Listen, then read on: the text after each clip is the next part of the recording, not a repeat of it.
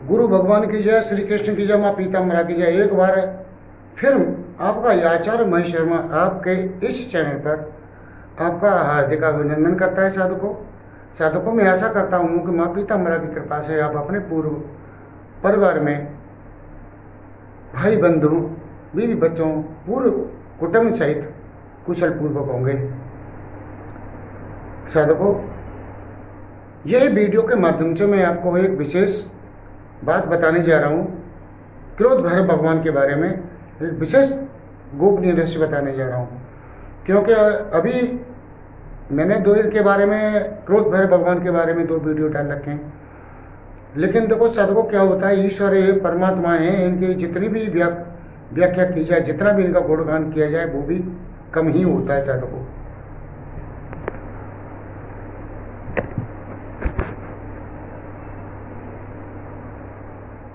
तो मेरे प्रिय बंधुओं, आज जो है अमेरिका से एक साधक है हमारे, उन्होंने मुझे क्रोध भैरव के बारे में पूछा था। तो साधकों, मैंने उन्हें क्रोध भैरव के बारे में जो वीडियो में बातें ली थी वो बताई। तो जो बातें मैंने उस वीडियो में पहले नहीं बताई हैं, वो बातें मैं इस वीडियो के माध्यम से आपको साधकों देना चाहता हूँ। और मैं आशा करता हूँ साधकों आपको मेरी हुई बताई हुई बातें जिसमें कहीं भी लेस मात्र भी झूठ और प्रपंच नहीं होगा, वो आपको अच्छी लगेंगी। तो साधकों बात करते हैं, चलो हम क्रोध भैरव की। मैंने देखो साधकों, साधना मैं बताता हूँ कि साधना 2 तरह से होती है, एक शास्त्रोक्त विधि के द्वारा, एक तंत्रोक्त विधि के द्वारा।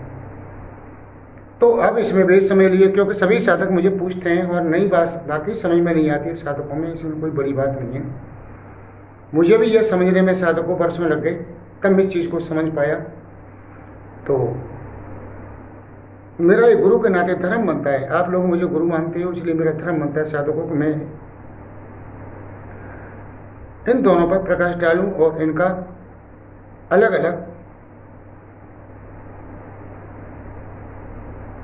व्याख्यान करके बताऊं। तो पहले हम शास्त्रोक्त विधि की बात करते हैं साधकों। शास्त्रोक्त विधि में बहुत साधनाएं उपासनाएं आती हैं, जिनको हमारे ऋषि मुनियों ने, पूर्व काल में ऋषि मुनियों ने मंत्रों का प्रतिपादन किया और उन मंत्रों के द्वारा उनको सफल किया था, अथवा भगवान शिव के द्वारा जो मंत्र बताए गए वो जो साधनाएं या उपासनाएं शास्त्रोक्त रीति में आती हैं। अब तंत्रोक्त की बात हम करते हैं, ये संक्षेप में बता रहा हूँ साधकों की, चौक वीडियो बहुत बड़ा हो जाएगा। अब तंत्रोक्त विधि की बात करते हैं हम। तो तंत्रोक्त विधि में मेरे प्रिय बंधुओं, जिन मंत्रों को, जिन साधनाओं को क्रोध भैरव भगवान ने अपने मुखारबिंद से बताया, वो तंत्रोक्त विधि की साधनाएं आती हैं। चाहे हम यूं कहें कि वो तंत्रोक्त विधि की श्रेणी में आती हैं। अब साधकों, ऋषि मुनियों ने बताई, वो वही उच्च कोटि के थे, चलो अच्छी बात है। लेकिन ईश्वर ने जो अपने मुंह से बताएंगे वो ज्यादा पावरफुल होती है साधकों। मैं साधकों एक बात और बता दूं कि उच्च कोटि के गुरु द्वारा प्रदत्त में जो मंत्र होते हैं वो स्वयं सफल हो जाते हैं। और दूसरे, कोई साधका, महिला साधका हो, उच्च कोटि की हो, वो आपको यदि कोई गुरु मंत्र दे देती है या कोई मंत्र साधना का दे देती है, तो साधकों ये समझो 100% सफल हो जाएगा वो। अथवा हम स्वप्न में किसी मंत्र को देख लेते हैं और उस मंत्र को देखने पर उस मंत्र का जप करते हैं, विधि विधान अपने गुरु से पूछ के, क्योंकि स्वप्न में तो केवल मंत्र आएगा, विधि विधान नहीं आएंगे। विधि विधान के लिए आपको अपने गुरु के पास ही जाना पड़ेगा। तो और आपका सही गुरु है और उस मंत्र का विधि विधान बता देता है साधकों, तो ये समझ लो वो मंत्र तुम्हारा पूर्व जन्म में जपा हुआ मंत्र था, या अथवा वो जो सिद्धि पूर्व जन्म की सिद्धि थी जो तुमको इस जन्म में आके स्वप्न में दिखाई दी या मिली, उसका मंत्र तुम्हें मिला। तो ये समझ लो वो जो है 100% सिद्ध हो जाएगा और वो उत्कीलन भी करने की जरूरत नहीं है।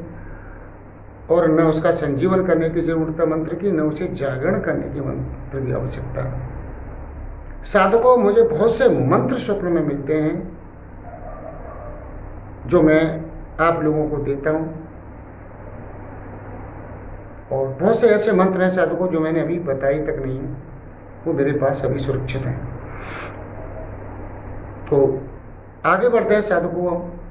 अब हम बात करते हैं जैसे भगवान श्री कृष्ण की श्रीमद् भागवत गीता की।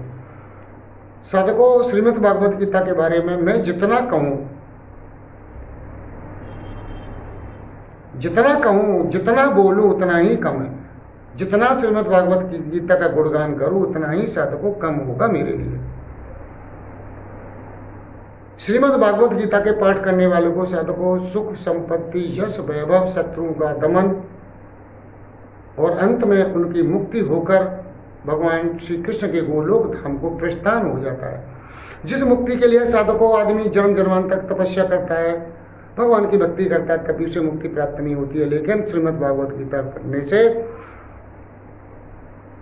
व्यक्ति की मुक्ति हो जाती है, और मुक्ति से पहले ही इस जन्म में धन दान से संपन्न हो जाता है, उसे गुण रस प्राप्त हो जाते हैं, भगवान श्री कृष्ण के दर्शन भी होते हैं, और उसका जो ब्रह्मदेव है वो जागृत हो जाता है साधकों। वो देख सकता है सभी को, सारी शक्तियों को थोड़े देख सकता है, और ऐसा व्यक्ति, ऐसा वक्त थोड़े से प्रयत्न के बाद ही हर कोई सिद्धि को प्राप्त कर लेता है, क्योंकि उस पर श्री भगवान कृष्ण की कृपा हो चुकी है। अब यह श्रीमद् भागवत गीता से क्यों होता है कि क्योंकि श्रीमद् भागवत गीता साधकों भगवान श्री कृष्ण ने साक्षात अपने मुखार बिंदु से कही है। जो साधक श्रीमद् भागवत गीता करते हैं साधकों, उसका वो मनन करें और उसे ध्यान में रखें, तो उन्हें किसी गुरु की आवश्यकता, प्रारंभ में गुरु की आवश्यकता पड़ेगी, लेकिन बाद में फिर उसे गुरु की आवश्यकता नहीं पड़ेगी। क्योंकि श्रीमद् भागवत गीता रूपी भगवान श्री कृष्ण उसके पीछे से कंधा पकड़ के उठा लेंगे और उसके साथ चलते चलते हुए उसे अपने साथ ले चलाना शुरू कर देंगे। तो यह श्रीमद् भागवत गीता की बात हुई। इसी तरह साधकों, ये क्रोध भैरव भगवान ने जितने भी मंत्र बताए हैं वो स्वयं साधकों बगैर उत्कीलन किए हैं, जहाँ स्वयं जागरण है और स्वयं ही संजीवन है, वो उनका उत्कीलन करने की आवश्यकता नहीं। साधकों, प्रारंभ में मैंने इनके उत्कीलन किए, लेकिन जब मैंने माता जी से पूछा तो उन्होंने मुझे बताया कि ये तो स्वयं ही, मैंने खुद ही विचार मेरे मन में आया, जिज्ञासा हुई कि ये मंत्र और ये भाव से प्राप्ति होती है कि ये मंत्र तो उत्कीलन किए हुए हैं, संजीवन किए हुए हैं, तो इनका उत्कीलन क्यों करता है। तब मैंने माता बगलामुखी को आह्वान करके पूछा तो उन्होंने मुझे बताया कि ये मंत्र उत्कीलन किए हुए हैं, संजीवन किए हुए हैं, जागरण किए हुए हैं, इनका कुछ करने की आवश्यकता नहीं है, थोड़े से प्रयास से ये सिद्धि मिल जाती है। तो साधकों, भगवान क्रोध भैरव भगवान ने अपने मुखार बिंदु से जिन मंत्रों को कहा और उन्हें यह भी वचन दिया कि जो भी मेरी भक्ति करेगा उनकी ये सिद्धियां देवता परिक्रमा करेंगे और स्तुति करेंगे। तो साधकों, तंत्रोक्त विधि और शास्त्रोक्त विधि में ये अंतर है, आपको इस विषय में समझ में आ चुका होगा। और भी बहुत सी बातें हैं साधकों।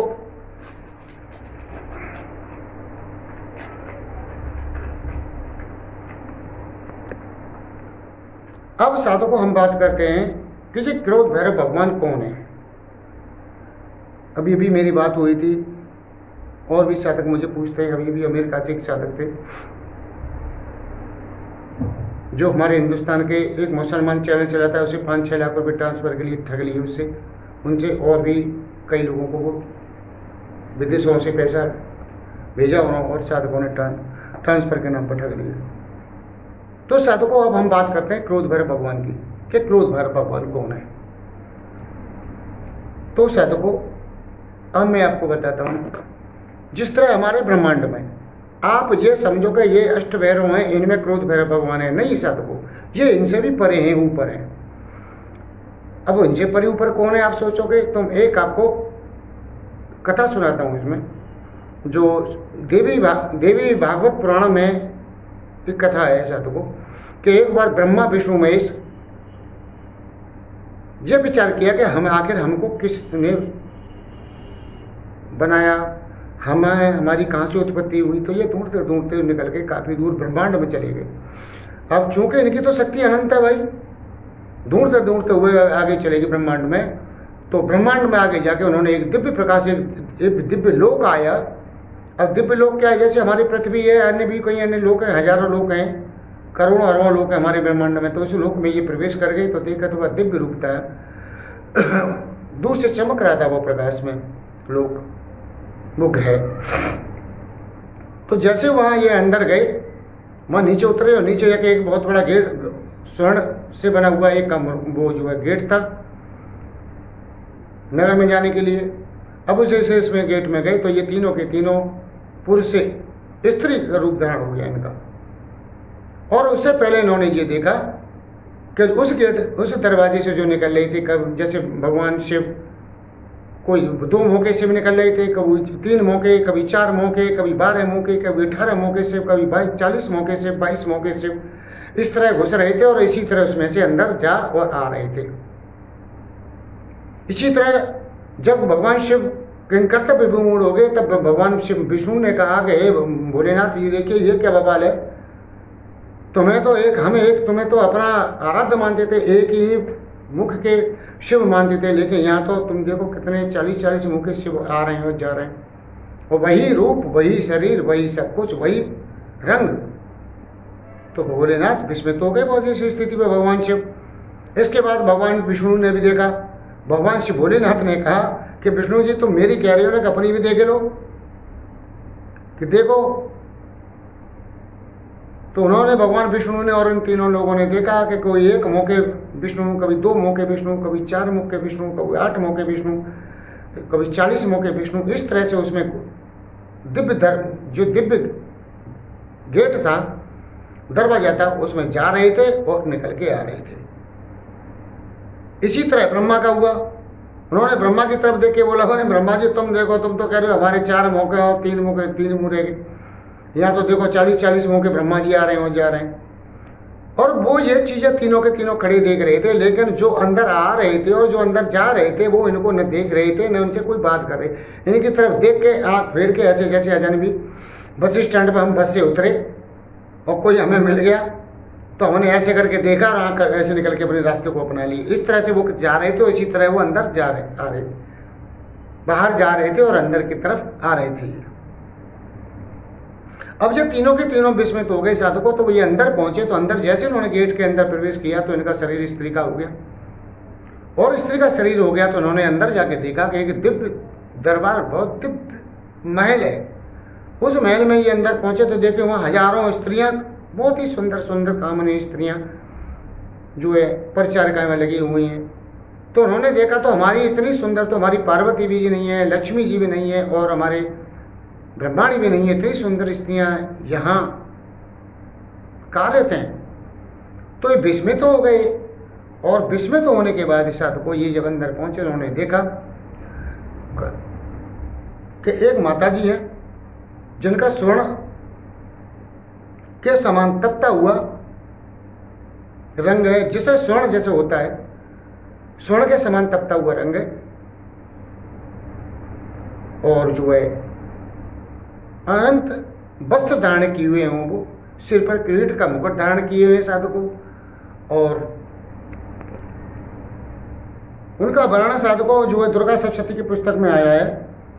तो मैं दुर्गा सप्तशती की पुस्तक पे क्योंकि साधकों कुछ भी बताओ लेकिन कुछ न कुछ छूट जाता है, तो माफ करना, मैं दुर्गा सप्तशती की पुस्तक का प्रयोग कर रहा हूँ। साधकों ये जो अंदर देवी थी वो जो है महालक्ष्मी देवी थी, और जो है ये त्रिगुणमयी परमेश्वरी महालक्ष्मी ही सबका आदि कारक है। उन्होंने ये देखा, वे ही दृश्य और अदृश्य रूप में संपूर्ण विश्व को व्याप्त करके स्थित हैं। वे अपने, उनका रूप क्या था, वे अपने 4 भुजाओं में मातंगुल, बिनौले का फल, गदा, खेट, ढाल और पानपात्र, और मस्तक पर नाग, लिंग और योनि, इन वस्तुओं को धारण करती हैं। तपाए हुए स्वर्ण के समान उनकी क्रांति है, तपाए हुए स्वर्ण के समान उनके भूषण है। उन्होंने अपने तेज से ये शून्य जगत को परिपूर्ण कर रखा है। परमेश्वरी महालक्ष्मी ने इस संपूर्ण जगत को शून्य देखकर तब ब्रह्मा विष्णु महेश की उत्पत्ति की थी। तो साधकों ये उनका रूप देखा और उनके रूप को देखकर ये तीनों के तीनों उनके नतमस्तक होकर के चरणों में गिर पड़े और बारंबार उनसे प्रार्थना करने लगे कि हे मातेश्वरी, हे भक्तेश्वरी, हे ईश्वरी, हे ईश्वरों की भी ईश्वरी, आप कौन हो, आप अपना परिचय दो। तब उन्होंने परिचय क्या कहा, उठाया उन्हें और अपने बड़े आदर और प्रेम से उठाया और उन्होंने कहा, हे ब्रह्मा विष्णु महेश हो, तुम मेरे ही द्वारा प्रतिपादन किए गए हो और जो हमारा पृथ्वी का ब्रह्मांड है, इस ब्रह्मांड की रचना के लिए उन्होंने बोला, क्या बोला देखो,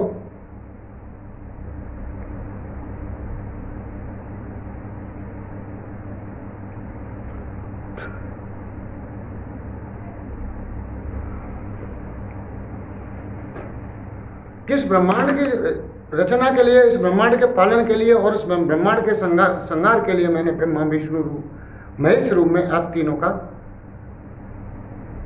जन्म दिया है और आपका निर्माण किया है। आप इस लोक के स्वामी हैं, जिस लोक से आए हैं। तो उन्होंने कहा कि महादेवी, हे महेश्वरी, ये जितनी कौन है? तो उन्होंने कहा, देवेश्वरो, आप जिस तरह अपने लोक के स्वामी हो, इसी तरह ये अन्य लोकों के स्वामी हो। तो उन्होंने कहा कि किसी के 4 मुंह हैं, किसी के 6 हैं, किसी के 10 हैं। तब उन्होंने बताया कि जिस तरह ब्रह्मांड का बड़ा होता जाएगा, ब्रह्मांड में लोक बड़े होते जाएंगे, उसी लोक के अनुसार इनकी उपाधि और शक्तियां, पावर बढ़ती चली जाएंगी। और ब्रह्मा विष्णु महेश से उन्होंने ये भी कहा कि तुम तीनों ब्रह्मा विष्णु महेश एक स्थिर चित्त नहीं हो।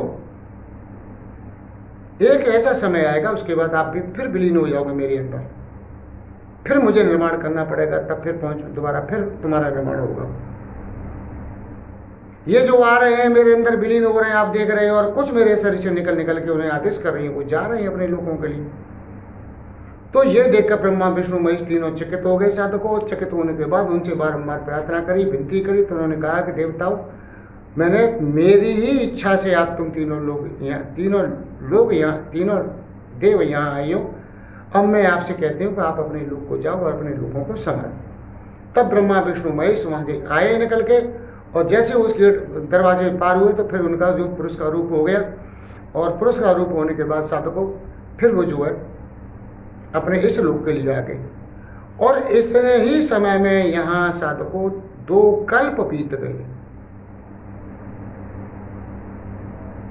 ब्रह्मा विष्णु महेश जब वहां से यहाँ तक आने में ही 2 कल्प समापन हो गए। अब लगाओ साहब तुम्हारे के वहां उनकी, हमारी गति से ज्यादा इनकी गति, देवताओं की गति, समय गति ज्यादा, उनसे ज्यादा भगवान की उनकी गति ज्यादा, उनसे ज्यादा ईश्वर की गति, और उन्हें ईश्वर गति से ज्यादा वो काल चक्र ज्यादा बड़ा है। तो साधकों, ये चीजें मैंने आपको इसलिए बताई हैं कि आप इस चीज को समझ सकें और भ्रम से निकाल सकें। क्योंकि साधकों, ये अधीश्वरी, ये जगत माता महिषासुर मर्दिनी, यही माँ लक्ष्मी है। यही संपूर्ण जगत को, चराचर जगत को धारण करने वाली है। आप कोई भी साधना करें, कोई भी वो करे, अद्वैत की भावना ना रखें, द्वैत की भावना ना रखें कि 2 हैं, राधा अलग हैं, ये 2 हैं, ये दोनों एक हैं। साधकों, मैं आपको फिर इसमें वीडियो में बता दूं, भगवान श्री कृष्ण जो है काली का रूप है, राधा भगवान शिव का रूप है। आप ये न सोचा कि मेरे इष्ट भगवान शिव हैं तो मैं कृष्ण को इष्ट नहीं मानूंगा, और मेरे इष्ट भगवान श्री कृष्ण हैं तो मैं भगवान शिव को इष्ट नहीं मानूंगा। तो साधकों, ये आप अपने भ्रम से निकाल दें। जब तक आप द्वंद्व 2 की बुद्धि रखोगे, जब तक आपको कुछ नहीं मिलेगा। जिस दिन एक की बुद्धि हो जाएगी, एकाकार हो जाओगे, तो साधकों, हमारी आत्मा जो ईश्वर का अंश है वो और हम एकाकार हो जाएंगे। अब ये देखो, ये जो है अब दिखाई दे देंगे तो 2 तरफ देखना पड़ेगा। अब जैसे मैं ऐसे करूंगा एकाकार हो जाएगा तो केवल एक दिखाई देगा। इसमें साधकों, अगर हम लक्ष्य का साधेंगे तो हमारा लक्ष्य सीधा एक हो जाएगा। और हम ये 2 उंगलियां कर देंगे तो उसमें लक्ष्य कैसे साधेंगे, कभी इस पर लक्ष्य, कभी इस पर लक्ष्य, तो हम भटकते रहेंगे जीवन में। और जब हमारा एक हो जाएगा तो केवल हमें एक देखना है। अब साधकों, इसके पीछे कितनी भी उंगली लगा लीजिए, लेकिन एक ही तो दिखाई देगी, वो एक ही है ना। तो इसे साधकों हम एकाकार कहते हैं, अपने को और ईश्वर में एकाकार करना, इसी को कहते हैं। साकार, निराकार, निर्वाकार, ये साधकों 3 परिभाषाएं बातें होती हैं। जो मैं किसी अगले वीडियो में बताऊंगा साधकों। अब साधकों में आता हूँ आगे के वीडियो में, हाँ इसमें ही। तो साधकों जो क्रोध भैरव हैं, जो क्रोध भैरव हैं, तो वो ब्रह्मा विष्णु महेश से भी ऊपर है साधकों। उन्होंने ही इन यक्षिणियों का अपने मंत्रों के द्वारा, इन यक्षिणियों का मंत्र बताए इन्होंने, यक्षिणियों, अप्सराएं, किन्नरियों के, सुंदरियों के, भूतनियों के, और उनमें ये भी संपुट लगाया साधकों का। अगर नहीं होती है तो इस विधि से करोगे, मेरी संपुट लगा के ये अवश्य होगी। और मेरा जो साधक, जो मेरा भक्त लगातार निरंतर मेरी भजन पूजा करता रहेगा, उसके यहाँ देवता और स्वयं ही परिक्रमा मारना शुरू कर देंगे। आह्वान करने मात्र से ही ये देवता आना शुरू कर देंगे साधकों। ये भगवान क्रोध भैरव ने कहा था। तो क्रोध भैरव साधकों इनसे ऊपर है। लेकिन आप अद्वैत की भाषा मत समझो, मानो द्वैत की भाषा मत करो, केवल अद्वैत समझो। एक ही है, ब्रह्मा जी भी क्रोध भैरव है, विष्णु भगवान है तो क्रोध भैरव है, भगवान शिव है तो क्रोध भैरव है, और माँ जो महालक्ष्मी है वही क्रोध भैरव है, कहीं अलग नहीं है साधकों। आप द्वैत की भावना मत रखो अपने मन के अंदर। अब मैं दोबारा से क्रोध भैरव भगवान का जो रूप है उसमें इस वीडियो के माध्यम से बता देता हूँ साधकों। मैं महामंडल का वर्णन करता हूँ। सुनो, चतुर्दश, चतुर्द्वार, चतुष्कोण, सोशल दल, पद्म तथा अप्रभाषित शोषित मंडल बनाकर उसमें भी मूर्ति का विन्यास करें। जब क्रोध भैरव भगवान की उपासना करता है साधकों, ये बड़ी उपासना है और कोई साधक नहीं कर सकता इस तरह से, इसलिए संक्षेप में साधना की जाती है। इनका रूप का अतिशय तेजस्वी, 28 युक्त करते हुए महाभयंकर, काजल के समान देह क्रांति, दाहिना पैर आगे, 4 भुजा, दाहिने हाथ में वज्र, बाएं हाथ में तर्जनी मुद्रा, तीखे दांत वाले, भयंकर, मनुष्य की खोपड़ी तथा रत्न मुकुटधारी, त्रिभुवन में शत्रु का नाश करने वाले, करोड़ों सूर्यों के समान तेजयुक्त, 8 नागों से विभूषित तथा बंधन करके स्थित खड़े हैं। यह साधकों इनकी मुद्रा है। और जो क्रोध भैरव भगवान के 8 नाग जो हैं, विशेष उनकी पहचान ये है, 8 नागों से विभूषित हैं। दक्षिण भारत में साधकों आज भी क्रोध भैरव भगवान के मंदिर हैं। चूंकि वो भूल चुके हैं लोग ये किसके मंदिर है, क्योंकि उस वक्त जो बनाए थे वो मारे गए, राजा महाराजा भी मारे गए मुसलमानी आक्रमण में, तो और छिन्न भिन्न हो गया मामला ये सब। तो लेकिन मंदिर अभी हैं, मंदिर टूट गए, लेकिन वो क्रोध भैरव के मंदिर हैं, लेकिन लोग उन्हें नागों के देवता का मंदिर मानते हैं। और सच बात तो यह है भगवान साधकों, ये क्रोध भैरव जो हैं सभी देवताओं के भी देवता हैं। तो जो साधक क्रोध भैरव की लगातार निरंतर उपासना करता रहेगा साधकों, उसके पाप तो क्षय हो ही जाएंगे। ग्रह भी शांत, ग्रह तो बहुत छोटी मूल, क्या खेत की मूल्य है साधकों, बाकी देवता भी उसके घर की उस साधक की परिक्रमा करेंगे, स्तुति करेंगे। लेकिन साधकों एक चीज, ये पुरुष प्रधान की स्थिति है। हालांकि क्योंकि यहाँ 3 धर्म बताए गए, शैव धर्म, वैष्णव धर्म और शक्ति धर्म। शक्ति सबसे ऊपर ही होती है साधकों,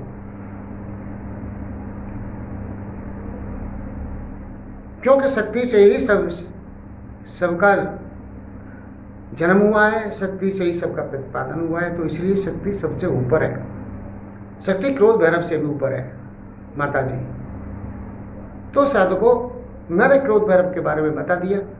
अब क्रोध भैरव के बारे में क्यों बताया साधकों के, बहुत साधक दुर्गा सप्तशती की, बगलामुखी माता की, 10 महाविद्याओं की साधना नहीं कर पाते हैं साधकों, क्योंकि इसमें थोड़ा सा भी संकल्प लेके साधना करते हो, थोड़ा सा भी कुछ गलत हो गया तो दंड के पात्र हो जाते हैं साधक। इसलिए साधकों मैं नहीं बताता हूँ ज़्यादा। मैं बगलामुखी की कोई भी दीक्षा मांगता हूँ उसे मैंने कर देता हूँ, रहने दे भाई, तेरी बस की नहीं है। तो साधकों क्रोध भैरव के बारे में ये मैंने बात स्पष्ट की। तो भी बहुत सी बातें रह गई हैं। अगली वीडियो में साधकों फिर आपसे मिलूंगा, या 28, 25, 26 मिनट का वीडियो हो जाएगा। जब तक के लिए साधकों मैं आपसे क्षमा मांगूंगा, क्योंकि मेरा रात का टाइम है साधना का, साधना भी करनी है मुझे। और मेरा जो वीडियो लगे साधकों तो मुझे लाइक करो। नए साधकों से निवेदन करूंगा कि वो भी लाइक करें, सब्सक्राइब करें चैनल को, और कमेंट करके अवश्य बताएं। जब तक के लिए जय श्री कृष्ण, जय श्री कृष्ण, जय श्री कृष्ण।